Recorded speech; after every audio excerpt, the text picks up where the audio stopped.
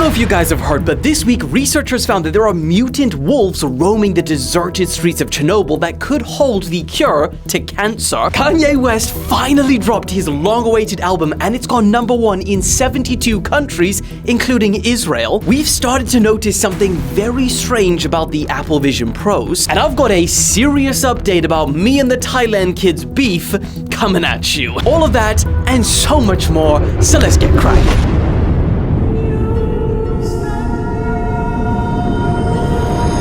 Okay, where should we start today? Right, let's fucking start with the craziest. Wolves, mutant ones, in Chernobyl, curing cancer.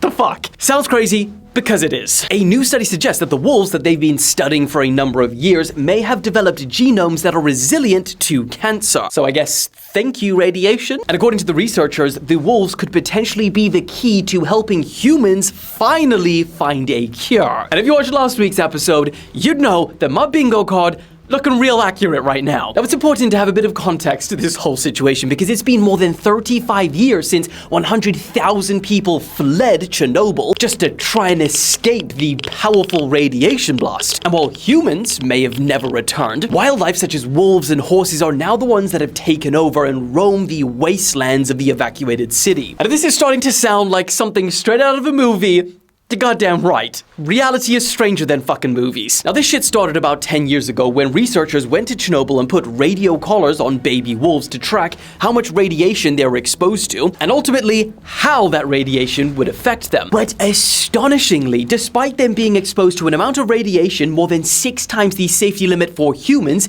every single day for their entire lives, they survived. Now, researchers have a couple of theories, but they currently believe that they seem to have developed, and that's a key word, developed, altered immune systems similar to patients undergoing radiation therapy. Now, why this is different to other animals that are cancer resilient, like the naked mole rat, unlike this disturbing work of art, wolves have developed the genome rather than just being born with it. Job for editor for everyone. Can we put a picture of a naked mole rat with lipstick and eyelashes, and then it's gonna be playing for you while I do this. Yes, queen, born this way. Ha! Man, what the fuck? We're talking about cancer here. So researchers, unsurprisingly, are now thinking, okay, shit, well, you know, if they developed it, let's study that shit and see if we can implement that in humans and save millions of lives. How ironic would it be if the Chernobyl disaster, the one that exposed thousands of people to lethal amounts of cancer-causing radiation, would eventually be the disaster that triggers a sequence of events and then finds the cure to cancer and saves millions. Right, we are very far away from that whole situation, but if Netflix, if you aren't taking goddamn notes right now, I'll be very disappointed in you, because that shit's a banger. I'll keep you updated on how their research goes, but for now, moving on. Okay, let's talk about Kanye West, because love him or hate him, this man cannot be cancelled because the entire world is bumping his new album right now. After just one day of its release, it's gone #1 pretty much everywhere. And I mean, this is after everyone, including his own fans, really thought, yeah, nah, he's cancelled this time, he's done. Pretty much every company he's ever worked with decided to drop him and distance themselves. Even his own fans were like, you know, I love Kanye, but shit, don't know if I can defend what he's saying right now. But fast forward to today, not only does it seem that everyone's just forgotten about all of the things that he said, but his manager has tweeted something which is even more significant. The biggest artist of our time just uploaded his own album independently. This is huge. The major label system is in for a rude awakening. Now, to be fair, I didn't know about this, and when I saw it, I was like, you know what? Actually, I kind of forgive Kanye for releasing the album freaking 2 months late. Because without a publisher, which also split with him around the time of all of the controversy, all of the shit that publishers would have decades and maybe even centuries of experience with, Ye would have had to do himself. Including licensing, marketing, recording, mixing, mastering, packaging, branding, press releasing and writing, radio plugging, social media planning, tour date booking and planning, collection of money and royalties, and a whole bunch more. How did I do? 1 cut? Woo! Woo! And this is the first album that Kanye's done independently, so I'm imagining he's ran into a whole bunch of shit. And actually, one thing that I know that he ran into was the licensing, because a number of tracks haven't appeared on the album that, you know, he released in pre-samples. One of them was the Nicki Minaj feature, the other was the Backstreet Boys, and a very strange one from Ozzy Osborne. And I say strange because this situation is weird as hell. In October, Ozzy and his wife Sharon dressed up as Kanye and Bianca for Halloween. And then, in a wild and baffling 180, yesterday he posted on his Instagram saying that he refused Ye from using his sample because, and I quote, "He is an anti-Semite and has caused untold heartache to many. He went ahead and used the sample anyway at his album listening party last night. I want no association with this man." Can we just, I want no association with this man. And I say that phrase with my editor really emphasizing this picture right here. And if you truly believe he is an anti-Semite and he's caused untold hurt to many people, would you be dressing up as someone like that? I know what I'm going to dress up as for Halloween this year. Hitler. Let me think of a more less controversial person. Jimmy Savile.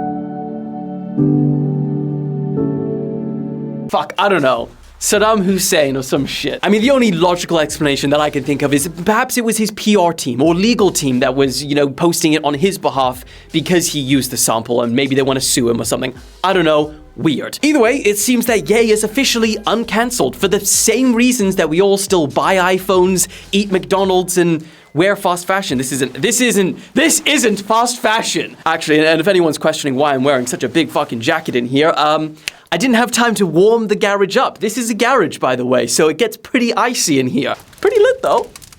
Shit.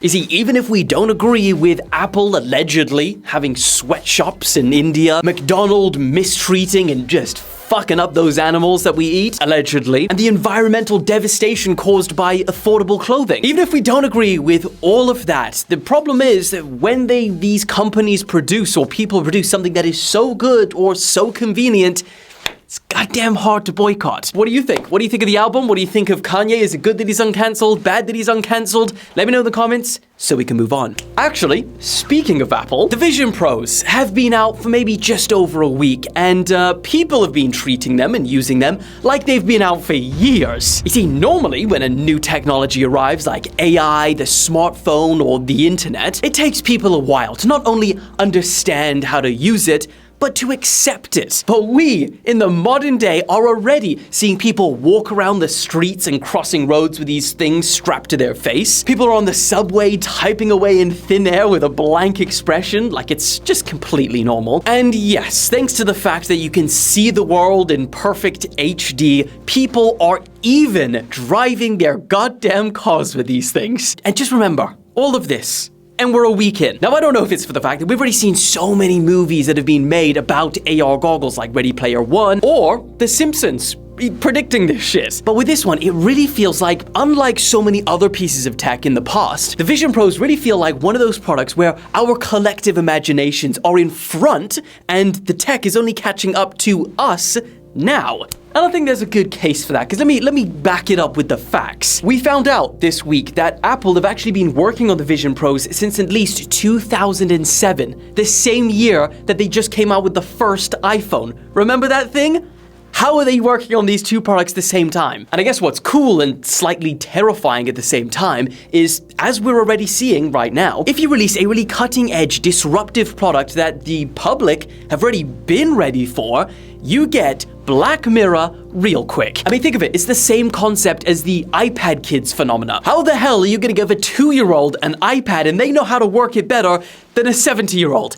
Doesn't make no sense. And I mean, if you've seen Ryan Trahan's video where he spends 50 hours in the Vision Pros, you'd see a glimpse into the dystopian future that we are barreling towards, because bro literally watched his own memories, because this thing can permanently record everything that you're seeing around you and hearing. And I mean, just give it some time, because I guarantee you right now, this episode of Black Mirror is gonna play out in someone's lives, word for word, bar for bar. I'm gonna put money on it. 10 years.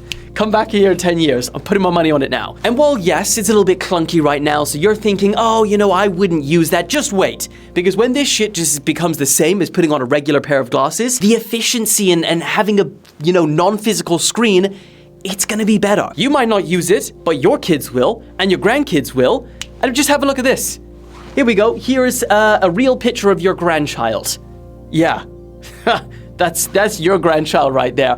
Let's move on before this shit gets too creepy, right? What the fuck? Here's a little bit of a pace changer. Let's talk about Biden's memory. Because Republican or Democrat, left or right, it's not been a good week for Biden. This week, not only did he talk about meeting European leaders at a summit when those leaders had already passed away twice, but also documents from a bombshell investigation into Biden says that his memory appears to have significant limitations, and he even forgot things like when he was vice president, when his term ended, and I quote, did not remember even within several years when his son, Beau, died. And somehow, that's not even the craziest part. Now, all of this new information comes from a long-awaited, deep and special investigation into Joe Biden's mishandling of classified documents, and whether or not he should face criminal charges for it. The good news for him is that despite the report finding that Biden willfully retained and disclosed classified materials, he will not face criminal charges. Good, hey? But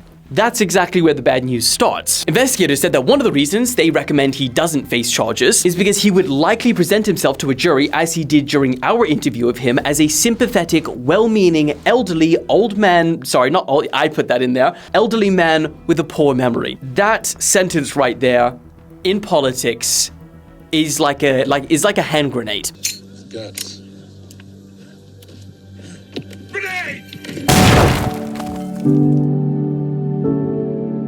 Therefore, and they continue, it would be difficult to convince a jury that they should convict him, by then a former president into his 80s, of a serious felony that requires a mental state of willingness. So they said that he shouldn't face charges because he's so forgetful, he wouldn't convince a jury.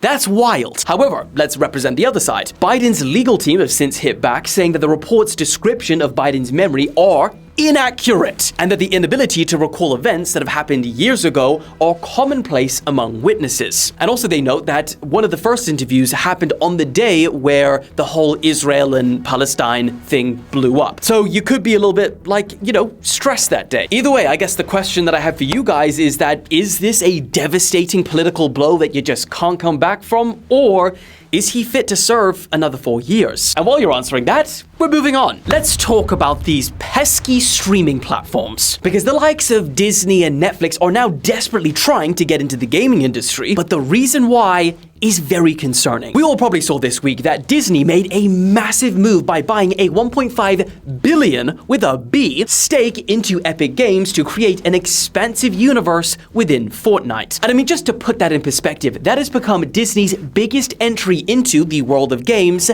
ever. And just to rattle off a few more, Netflix, as we all have already seen, have been aggressively making moves into the gaming industry. You have the Apple Arcade, Amazon Luna, and just the list goes on. And you want to know why? Let me break down a little secret for you here. The global gaming industry is worth almost double the music and film industry combined. They're seeing a freaking giant holy cash cow, and they want a goddamn piece. Now, it would be concerning enough if the only problem with giants like Disney getting involved was them influencing the creative process and Disneyfying it. I mean, we're all seeing the kind of stuff that they're putting out right now. But that is not the only concern. Their main concern is their business model and their love for our goddamn money, allegedly. No, it's pretty apparent that they love our money. I mean, Netflix made their name by coming along with their revolutionary business model and turned the film and television completely upside down. And I mean, fine. Maybe it needed to happen. I mean, we were all somewhat happy paying our $10 a month subscription for all of our movies, until that wasn't enough for them either. This and last year, we saw all of them pretty much in unison decide, we need more of your money, buddy. They not only introduced ads, but they also all raised their prices. We're out here fighting for our lives, shopping at Aldi to cut costs, and you want more? Let's calm down. This is a passionate topic. And guess which industry they're all trying to take their revolutionary subscription business model to next? Yeah, you're goddamn right. Imagine a world where GTA 6 finally drops. But instead of the one-off $150, it's $10 a month.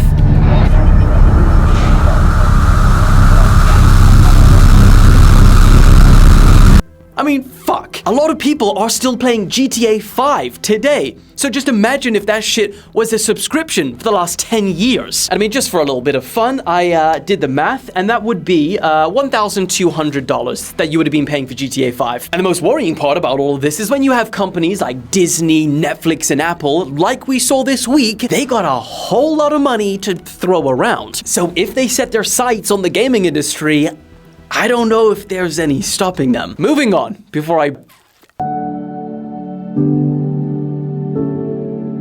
Okay, moving on. Ah, shit! Wow, okay. Here's a really good update. Next month, I might have to go to fucking Thailand.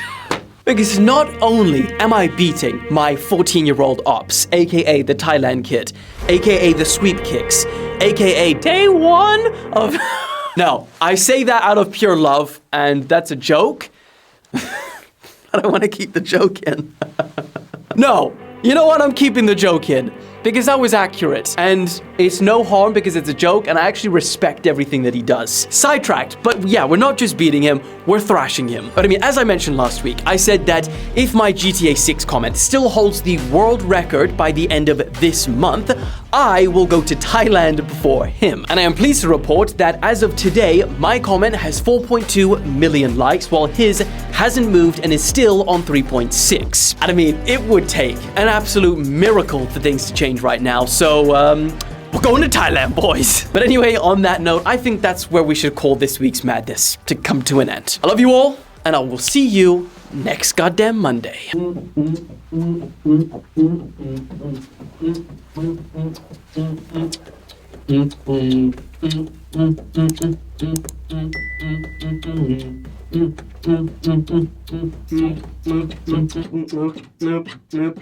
I was just listening to Kanye's album for the outros. Another week, complete. Watch me as I turn and the screen goes into darkness.